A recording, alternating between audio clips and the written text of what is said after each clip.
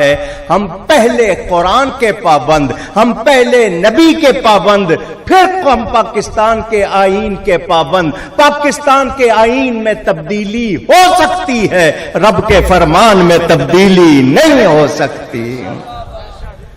لہذا جو بھی ختم نبوت کا منکر ہے وہ مومن، جو اس کو مومن مانے وہ بھی مومن۔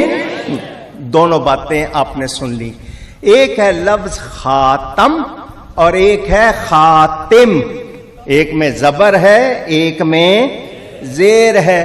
ختم کرنے والا یا مہر دو ہی معنی کرتے ہو نا، تو دونوں طرح میرے نبی آخری نبی، مہر کب لگتی ہے، آخر میں یا شروع میں؟ تو آخر میں ہی مور لگی ہے، اکملت لکم، فیصلہ ہو گیا۔ نبی پاک قرآن کی 30 سے زیادہ آیتیں، نبی پاک کی 200 سے زیادہ حدیثیں موجود ہیں۔ حضور نے خود فرما دیا کہ میں آخری نبی ہوں، انا خاتم النبیین لا نبی بعدی، ترجمہ بھی خود کر دیا، لا نبی بعدی، میرے بعد کوئی نبی۔